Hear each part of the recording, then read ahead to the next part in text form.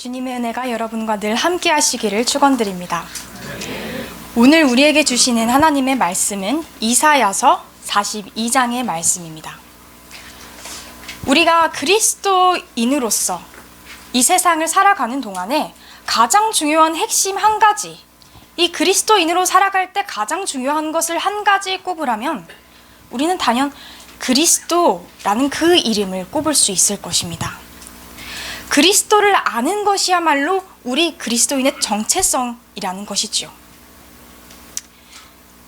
요한복음 17장 3절, 예수 그리스도를 아는 것에 대하여 이렇게 말씀하십니다. 영생은 곧 유일하신 참 하나님과 그가 보내신 자 예수 그리스도를 아는 것이니이다. 아멘. 그렇습니다. 그 예수 그리스도를 우리가 안다는 것은 영생을 안다는 것입니다. 이 예수 그리스도를 아는 것에 대한 중요성을 우리가 인식하고 있는 지금, 우리는 어떻게 하면 그분을 더 잘 알 수 있을까요?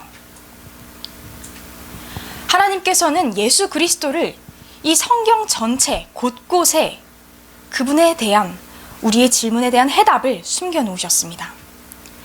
오늘 본문 말씀에도 하나님께서는 예수 그리스도에 대한 비밀을 숨겨 놓으셨습니다.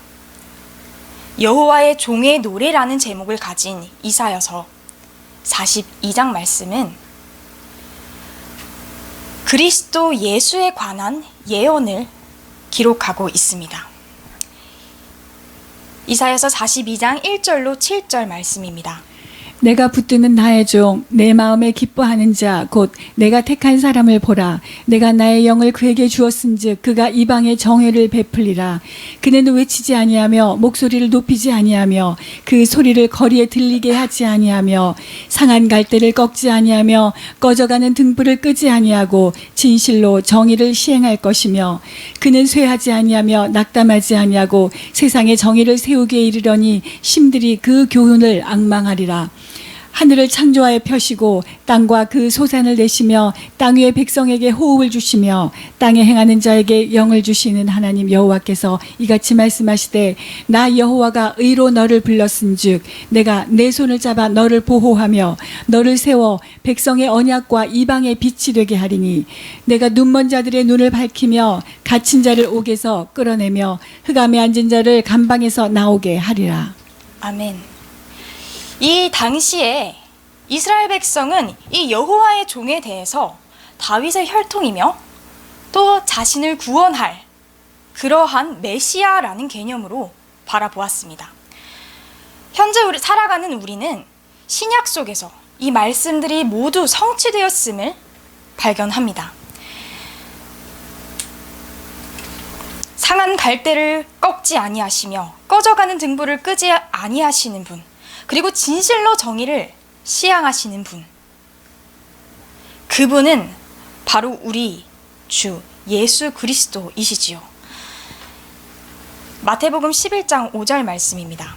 맹인이 보며 못 걷는 사람이 걸으며 나병 환자가 깨끗함을 받으며 못 듣는 자가 들으며 죽은 자가 살아나며 가난한 자에게 복음이 전파된다 하라. 누가복음 4장 18절입니다. 주의 성령이 내게 임하셨으니 이는 가난한 자에게 복음을 전하게 하시려고 내게 기름을 부으시고 나를 보내사 포로된 자에게 자유를, 눈먼 자에게 다시 보게 함을 전파하며 눌린 자를 자유롭게 하고. 누가복음 7장 22절 말씀입니다. 예수께서 대답하여 이르시되 너희가 가서 보고 들은 것을 요한에게 알리되 맹인이 보며 못 걷는 사람이 걸으며 나병 환자가 깨끗함을 받으며 귀먹은 사람이 들으며 죽은 자가 살아나며 가난한 자에게 복음이 전파된다 하라. 아멘. 이 말씀을 통해서 우리는 이 이사야서 42장의 말씀이 신약에서 예수 그리스도라는 인물을 통해서 성취되었음을 분명히 알 수 있습니다. 이것은 바로 오신 예수님에 대한 예언이지요. 이 예언의 말씀은 하나님께서 자신의 이름을 걸고 선포하신 말씀입니다. 이사야서 42장 8절 말씀입니다. 나는 여호와이니 이는 내 이름이라. 나는 내 영광을 다른 자에게 내 찬송을 우상에게 주지 아니하리라. 아멘. 하나님께서는 나는 여호와다 선포하시며 이 말씀, 이 선포에 대한 보증을 하십니다. 여기서 하나님께서는 내 찬송을 우상에게 주지 아니하리라 라고 말씀하시는데요. 이 영광이란 무엇을 의미하는 것일까요? 이사야서 43장 11절에서 12절 이렇게 말씀하십니다. 나 곧 나는 여호와라. 나 외에 구원 자가 없느니라. 내가 알려주었으며 구원하였으며 보였고 너희 중에 다른 신이 없었나니 그러므로 너희는 나의 증인이요 나는 하나님이니라. 여호와의 말씀이니라. 아멘.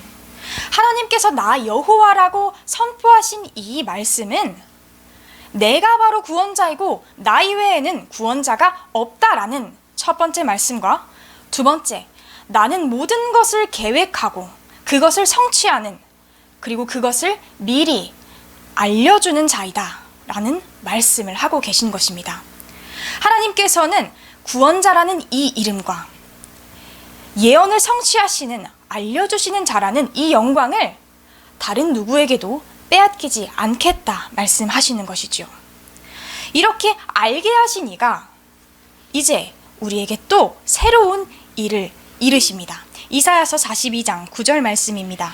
보라, 전에 예언한 일이 이미 이루어졌느니라. 이제 내가 새 일을 알리노라. 그 일이 시작되기 전에라도 너희에게 이르노라. 아멘.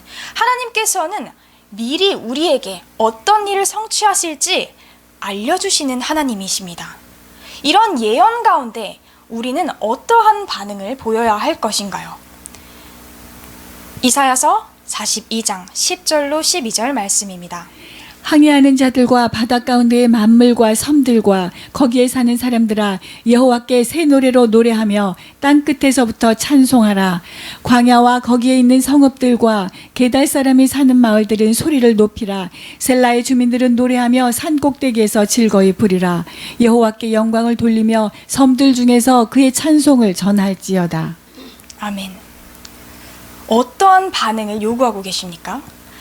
하나님께서는 새 노래로 찬송하라 말씀하십니다.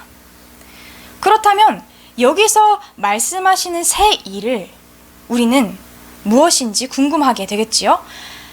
이사야서 42장 13절로 17절 말씀입니다. 여호와께서 용사같이 나가시며 전사같이 분발하여 외쳐 크게 부르시며 그 대적을 크게 치시리로다. 내가 오랫동안 조용하며 잠잠하고 참았으나 내가 해산하는 여인같이 부르짖으니 숨이 차서 심히 헐떡일 것이라. 내가 산들과 언덕들을 황폐하게 하며 그 모든 초목들을 마르게 하며 강들이 섬이 되게 하며 못들이 마르게 할 것이며 내가 맹인들을 그들이 알지 못하는 길로 이끌며 그들이 알지 못하는 지름길로 인도하며 암흑이 그 앞에서 광명이 되게 하며 구분대를 곧게 할 것이라. 내가 이 일을 행하여 그들을 버리지 아니하리니 조각한 우상을 의지하며 부어 만든 우상을 향하여 너희는 우리의 신이라 하는 자는 물리침을 받아 크게 수치를 당하리라. 아멘. 이 앞선 말씀, 이미 성취된 예수님에 대한 묘사와 지금 현재 묘사되고 있는 여호와, 이 용사같이 나가시며 전사같이 분발하여 외쳐 그 대적을 크게 물리치시는 예수님. 이 모습, 앞에 예수님의 모습은 이미 성취된 예언의 모습이라면 지금 이사야서 42장 13절에서 17절 말씀은 오실 예수님에 대한 재림주에 대한 예언인 것이지요. 우리는 현재 오신 예수님과 오실 예수님 사이에 그 시간을 살아가고 있습니다. 이 오실 예수님을 기다리는 이 기간 동안 우리는 앞서 살펴보았던 말씀처럼 하나님을 새 노래로 찬양하며 그분을 찬송하며 그 찬송을 또한 전하는 자로서 살아야 할 것입니다. 이 심판하시는 하나님께서는 이전에 우리가 살펴보았던 자비롭고 온유하시고 우리를 불쌍히 여기시고 긍휼히 여기시는 그 하나님의 모습보다 조금 더 강렬한 모습으로 나타납니다. 더 열심으로 그의 대적을 치시며 열정적으로 나타내시는 모습이죠. 이러한 예수님을 우리가 기다리는 이때 우리는 두렵고 떨리는 마음으로 하나님을 기다려야 하겠습니다. 다시 오실 예수님께서 우리에게 가져오실 것은 심판이며 동시에 구원이시기 때문입니다. 우리가 하나님을 찬송하는 이 새로운 찬송이란 어떤 것을 이야기하는 것일까요? 우리가 잠언 말씀에서, 전도서 말씀에서 살펴보아 알 수 있듯이 해 아래에 새 것은 없습니다. 그 어느 것도 새 것이 될 수 없다는 것이지요. 그러나 여기서 하나님께서는 우리에게 새로운 찬송을 요구하고 계십니다. 이 새롭다는 것은 무엇일까요? 우리는 이 말씀을 통하여 오직 복음만이 새로울 수 있다는 사실을 기억해야 합니다. 복음을 만났을 때 우리는 그 이전에 맛보지 못했던 새로운 것들을 경험하게 됩니다. 예수 그리스도께서 우리를 위하여 자신의 생명을 버리시고 우리를 대신하여 돌아가셨다는 그 사실은 이전에도 없었고 이후에도 없었던 그런 놀라운 사실입니다. 이런 새로운 찬송을 우리가 날마다 하기 위해서는 날마다 그분의 복음을 마주하고 그분을 체험하는 것밖에는 답이 없겠지요. 하나님을 알기 위해서는, 하나님께 새로운 찬송을 올려드리기 위해서는 우린 삶으로 그분을 맞이해야 합니다. 우리의 삶을 내어 던짐으로, 그분 앞에 내어 던짐으로 그분을 마주해야 합니다. 그럴 때 우리는 비로소 새로운 찬송을 할 수 있는 것이죠. 이런 복음을 맛본 자들은 찬송할 뿐만 아니라 찬송을 전해야 할 의무를 가지고 있습니다. 이런 찬송을 전하는 이들은 진정으로 하나님의 복음을 맛봤기 때문에 전할 수 있는 것이지요. 이 전한다는 것은 복음의 능력입니다. 그러나 여기서 우리가 주목하여야 할 것이 있습니다. 이 묘사되고 있는 찬송하는 자들은 이스라엘 백성이 아닌 것으로 보입니다. 광야에 있는 사람들과 게달 사람, 그리고 셀라의 주민들, 이들은 이스라엘 백성의 이웃이고 또한 원수가 되었던 자들입니다. 그러나 이들이 하나님을 찬송하고 있는 모습을 우리는 발견할 수 있습니다. 그렇다면 도대체 이 순간 이스라엘 백성은 무엇을 하고 있었을까요? 이사야서 42장 18절로 20절 말씀입니다. 너희 못 듣는 자들아 들으라. 너희 맹인들아 밝히 보라. 맹인이 누구냐? 내 종이 아니냐? 누가 내게 보내는 내 사자같이 못 듣는 자겠느냐? 누가 내게 충성된 자같이 맹인이겠느냐? 누가 여호와의 종같이 맹인이겠느냐? 내가 많은 것을 볼지라도 유의하지 아니하며 귀가 열려 있을지라도 듣지 아니하는도다. 여기서 맹인이 누구입니까? 내 종이라고 이야기하십니다. 내 종, 이것은 누구를 의미할까요? 이 본문 속에서 여호와께서 말하시는 종은 바로 이스라엘 백성입니다. 이사야서 43장 10절 말씀입니다.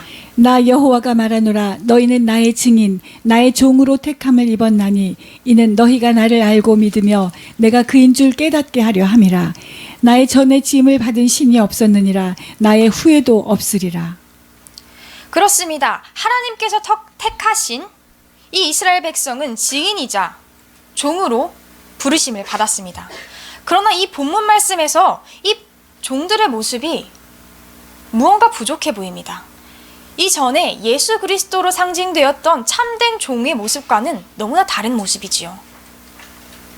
듣지 못하며 보지 못하는 자들이라고 이야기하십니다.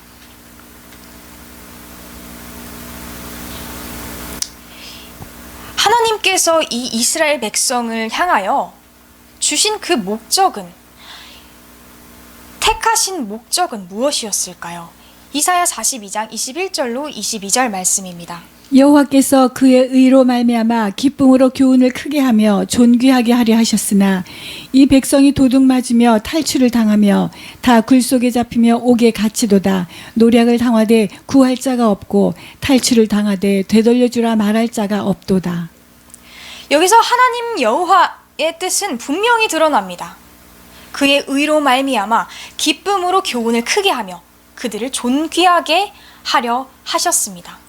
그러나 지금 이스라엘 백성의 현 상황은 탈취를 당하며 굴 속에 잡히며 옥에 갇히는 등 굉장히 비참한 모습을 보여주고 있죠. 도대체 왜 이 백성은 이렇게 비참한 모습으로 주님 앞에 서 있는 것일까요? 그 원인에 대하여 이사야는 이렇게 기록합니다. 42장 23절로 25절 말씀입니다. 너희 중에 누가 이 일에 귀를 기울이겠느냐? 누가 뒤에 올 일을 삼가 듣겠느냐? 야곱이 탈취를 당하게 하신 자가 누구냐? 이스라엘을 약탈자들에게 넘기신 자가 누구냐? 여호와가 아니시냐? 우리가 그에게 범죄하였도다.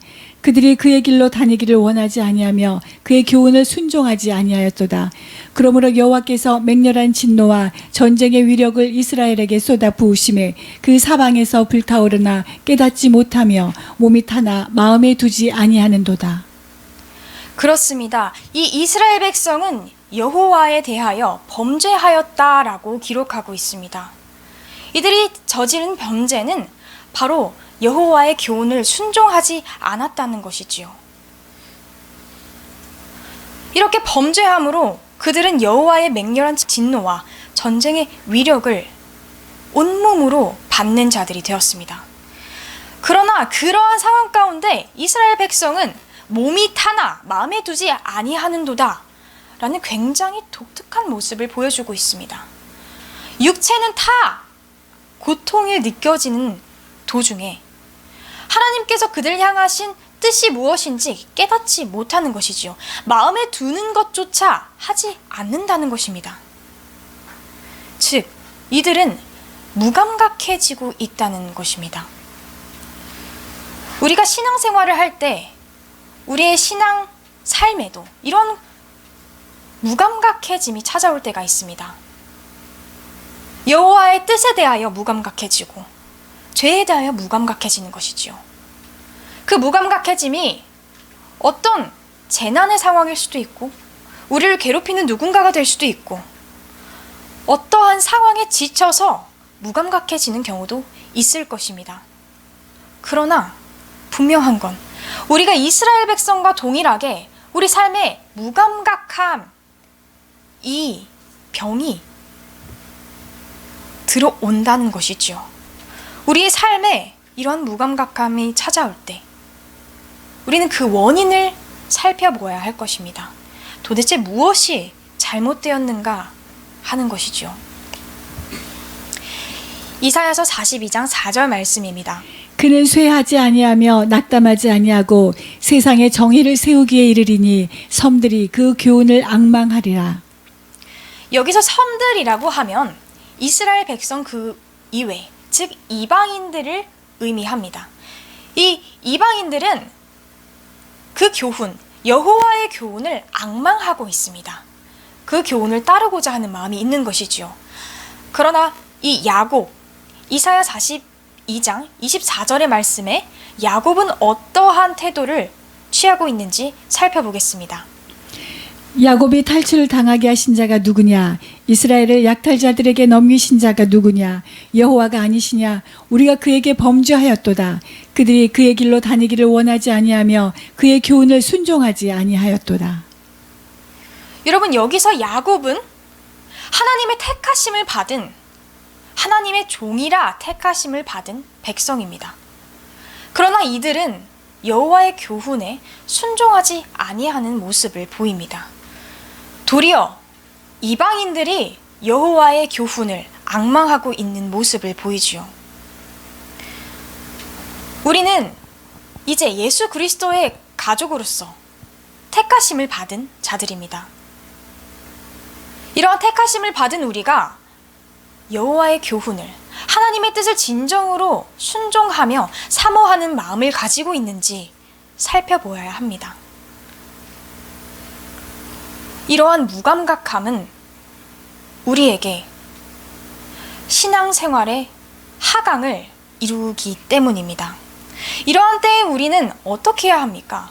날마다 찾아오는 이 무감각함, 이것에 대하여 우리는 어떻게 반응하여야 할까요? 누가복음 5장 3절에서 8절 말씀입니다. 예수께서 한 배에 오르시니 그 배는 시몬의 배라. 육지에서 조금 떼기를 청하시고 앉으사 배에서 무리를 가르치시더니 말씀을 마치시고 시몬에게 이르시되 깊은 데로 가서 그물을 내려 고기를 잡으라. 시몬이 대답하여 이르되 선생님, 우리들이 밤이 새도록 수고하였으되 잡은 것이 없지만은 말씀에 의지하여 내가 그물을 내리리이다 하고, 그렇게 하니 고기를 잡은 것이 심이 많아 그물이 찢어지는지라. 이에 다른 배에 있는 동무들에게 손짓하여 와서 도와달라 하니 그들이 와서 두 배의 채움에 잠기게 되었더라. 시몬 베드로가 이를 보고 예수의 무릎 아래에 엎드려 이르되 주여, 나를 떠나소서, 나는 죄인으로소이다 하니. 아멘. 이것은 바로 베드로의 고백입니다. 베드로가 예수 그리스도를 처음 만났을 때 그 장면이지요. 베드로는 자신이 죄인이라는 것을 잘 알지 못하고 살던 자였습니다. 그러나 이 베드로가 자신이 죄인이다, 예수 그리스도 그분을 알아보고 자신이 죄인이다라고 고백하게 된 그 계기는 무엇이었을까요? 이 본문 말씀에서는 순종을 강조하고 있습니다. 이 베드로가 하나님 여호와 그분을 알았을 때, 예수 그리스도가 메시아인 걸 깨달았을 때 그는 자신의 자금을 깨달을 수밖에 없었습니다. 예수 그리스도의 온전하심을 바라볼 때, 그분의 능력을 바라볼 때 베드로는 자신의 죄인됨을 고백할 수밖에 없었다는 것이지요. 순종할 때 하나님의 은혜를 맛보게 됩니다. 이런 은혜는 우리의 무감각해지고 무뎌진 마음을 회복하게 하는 열쇠이지요. 반대로 하나님께 대하여 불순종하는 것은 우리가 무감각한 신앙생활을 하는 것의 지름길이라고 할 수 있는 것입니다. 그러나 여러분, 우리 삶 가운데 온전한 순종이란 있을 수 있을까요? 우리의 인간됨으로써 우리는 온전한 순종에 이를 수 없는 존재임을 고백하게 됩니다. 그것은 오직 예수 그리스도만이 할 수 있는 것이지요. 우리에게는 온전한 순종에 대한 소망이 없는 것일까요? 순종할 수 없기 때문에 포기해야 하나요? 낙담해야 할 것인가요? 이때 우리는 하나님께서 이스라엘을 어떠한 때에 부르셨는지 발견해 보아야 할 것입니다. 오늘 본문에서 이스라엘은 귀머거리요, 맹인이요, 죄인일 때, 그때 하나님께서는 내가 너희를 구원하겠다, 내가 너희를 향해 구원자를 보내겠다, 이렇게 말씀하십니다. 주님은 우리를 어떠한 때에 부르셨습니까? 로마서 5장 10절 말씀입니다. 곧 우리가 원수 되었을 때에 그 아들의 죽으심으로 말미암아 하나님으로 더불어 화목되었은즉 화목된 자로서는 더욱 그의 살으심을 인하여 구원을 얻을 것이니라. 아멘. 하나님께서 우리를 부르신 것은 우리가 의인 되었을 때가 아니라, 온전히 순종할 수 있을 때가 아니라 순종할 수 없을 때, 하나님 여호와를 대적하는 원수의 자리에 있을 때 하나님께서는 우리를 찾아주셨다는 것입니다. 이것이 우리에게 소망의 말씀이 될 것입니다. 그렇습니다. 주님께서 우리를 가장 연약한 그때에 부르셨습니다. 이사야서 42장 3절로 4절 봉독해 주시겠습니다. 상한 갈대를 꺾지 아니하며 꺼져가는 등불을 끄지 아니하고 진실로 정의를 시행할 것이며 그는 쇠하지 아니하며 낙담하지 아니하고 세상에 정의를 세우기에 이르리니 섬들이 교훈을 앙망하리라. 아멘. 여기서 상한 갈대 그리고 낙담하다라는 것은 히브리어로 동의어를 가지고 쓴 단어입니다. 또한 꺼져가는 그리고 쇠한다라는 것도 동의어를 가지고 작성한 것이죠. 이 본문을 통해서 우리가 알 수 있는 것은 예수 그리스도와 우리의 모습입니다. 우리는 상한 갈대와 같습니다. 꺼져가는 등불과 같지요. 여기서 상한이라는 단어는 히브리어로 으깨다라는 뜻을 가지고 있고요. 낙담하다도 마찬가지입니다. 꺼져가는 이라는 것은 쇠하지 아니하며의 그 쇠한다와 같이 희미해지다라는 뜻을 가지고 있습니다. 우리의 모습은 그렇습니다. 으깨지고 상한 갈대와 같고 날마다 낙담할 수밖에 없는 그러한 유한성을 가진 존재입니다. 그러나 예수 그리스도께서는 우리의 그 상한 모습을 보시고 날마다 무너지는 모습을 보시고 낙담하지 않으시는 분이라는 것입니다. 우리는 날마다 희미해지고 꺼져가며 생명이 쇠약해지는 그러한 존재입니다. 그러나 우리를 구원하시는 예수 그리스도께서는 쇠하지 아니하신다라고 말씀하십니다. 우리가 낙담하고 꺼져갈 때 그분은 변함없이 우리에게 신실한 모습을 보여주신다는 것이지요. 우리가 우리의 모습에 낙담할 때, 우리의 모습에 확신할 수 없을 때 하나님께서는 그분의 신실하심을 가지고 우리를 이끄신다는 것이지요. 그것이 어느 때까지입니까? 세상의 정의를 세우기에 이르리니 말씀하셨습니다. 우리의 가운데 하나님의 의가 드러날 그때까지 하나님께서는 우리를 향하여 낙심하지 않으시고 날마다 신실하게 우리를 구원하신다는 말씀입니다. 그러니 우리 모두는 어떠한 상황 가운데서도 소망을 품어야겠습니다. 우리가 이스라엘의 모습과 같이 여호와를 저버리고 그리하여 징계를 받을 때가 있습니다. 그러나 이런 징계에 대하여 히브리서 저자는 이것이야말로 하나님의 특권, 하나님의 자녀된 자들의 특권이라고 기록하십니다. 히브리서 12장 5절에서 13절 봉독해 주시겠습니다. 또 아들들에게 권하는 것 같이 너희에게 권면하신 말씀을 잊었도다. 일러스되 내 아들아 주의 징계하심을 경히 여기지 말며 그에게 꾸지람을 받을 때에 낙심하지 말라. 주께서 그 사랑하시는 자를 징계하시고 그의 받으시는 아들마다 채찍질 하심이니라 하였으니 너희가 참음은 징계를 받기 위함이라. 하나님이 아들과 같이 너희를 대우하시나니 어찌 아비가 징계하지 않는 아들이 있으리요.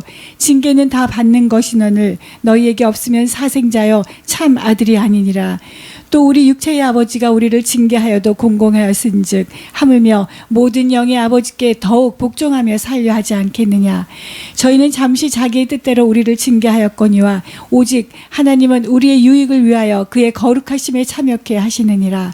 무릇 징계가 당시에는 즐거워 보이지 않고 슬퍼 보이나 후에 그로 말미암아 연달한 자에게는 의와 평강한 열매를 맺나니 그러므로 피곤한 손과 연약한 무릎을 일으켜 세우고 너희 발을 위하여 곧은 길을 만들어 저는 다리로 하여금 어그러지지 않고 고침을 받게 하라. 아멘. 그러면 여러분 피곤한 손과 연약한 무릎을 일으켜 세우시길 바랍니다. 이제 말씀을 마무리하려고 합니다. 우리는 오늘 이사야서 42장 말씀을 통해 우리를 부르시고 우리를 구원하신 이가 어떤 분이신지 깨달았습니다. 창조주의 그 계획하심 그리고 예언과 그 성취를 보았습니다. 우리는 그런 예언과 예언의 성취를 볼 때 날마다 새로운 찬송으로 다시 오실 주님을 기다리며 찬양하며 전파해야겠습니다. 우리의 삶을 건 하나님과의 동행을 이루어 나가야겠습니다. 아멘. 그리고 또한 우리의 무감각해짐, 이것이 불순종으로부터 시작되었음을 또한 발견합니다. 이러한 때에 베드로가 주의 능력 앞에서, 주의 크고 위대하심 앞에서 자신의 죄인됨을 고백하고 여호와의 뜻을 깨달았던 것과 같이 우리도 다시 한번 주님 앞에 겸손히 순종으로 나아가기 원합니다. 마지막으로 우리에게 소망이 없으나 예수 그리스도께서 그 신실하심으로 우리에게 소망이 되어 주셨다는 사실을 기억합시다. 상한 갈대와 같고 꺼져가는 등불과 같은 우리를 주님께서 얼마나 인격적이고 섬세하게 다루셨는지 인도하셨는지 생각해 보시기 바랍니다. 주님께서 우리를 인격적으로 대우하신 것처럼 우리도 그분 앞에 더욱더 겸손함과 경외함으로 나아가기 원합니다. 이 은혜를 기억하고 또한 전파하는 주의 자녀들이 되시기를 소망합니다. 아멘. 기도하시겠습니다.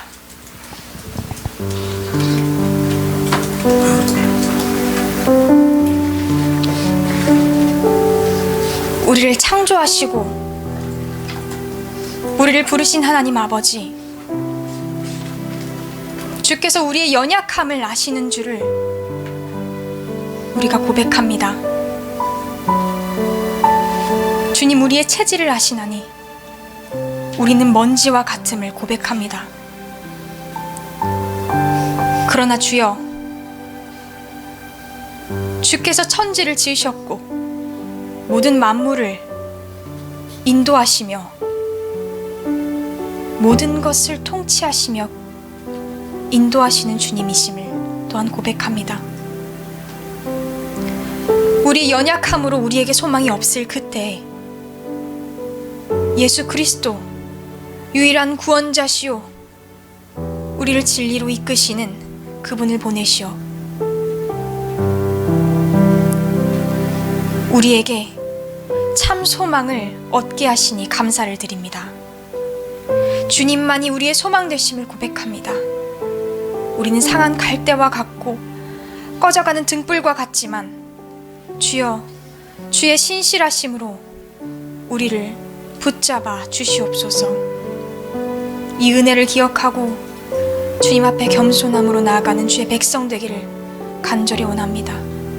우리와 함께 하시고 동행하시고 인도하여 주시옵소서. 이 모든 말씀 예수 그리스도 이름으로 기도 올리옵나이다.